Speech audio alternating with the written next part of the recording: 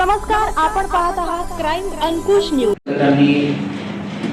जे 4 संशयाच्या नाव सांगितलं होतं ते 4ही लोकांनाही जे महिलांनी जे काही डिटेल्स उल्लेख केलं होतं ते सर्व डिटेल्स क्रॉस व्हेरिफाय करण्यात आलं।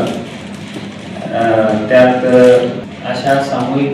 बलात्काराच्या घटना काही घडलं नाही म्हणून फक्त एवढं नव्हे, समोर वॉकिंग करताना दिसत होतं आणि 8 चेकपॉइंटला ते प्रियकर आरोपी मध्ये हे निष्पन्न होत आहेत। हे जे संबंधित महिला आणि आरोपी जे आहेत समीर शेख,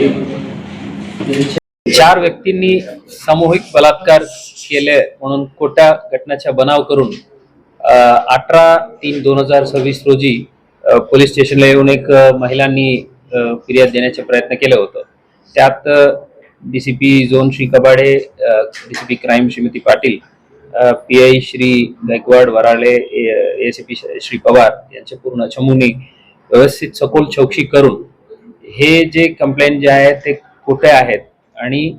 2023च्या एक आत्महत्येसाठी प्रवृत्ती केलेले गुन्हे जे आहेत त्या गुन्ह्याच्या फिर्यादी आणि 3 साक्षीदारांवर दबाव आणण्यासाठी हे खोटे घटनेचा बनाव करून आलेले असा निष्पन्न करून घेऊन जे खोटे कंप्लेंट दिलेले महिला आणि तिचे प्रियकर समीर शेख यांच्या विरुद्ध BNS कलम 248, 217, 61(2) अन्वये गुन्हे दाखल करून त्यांना अटक करून आता पुढील तपास चालू आहे।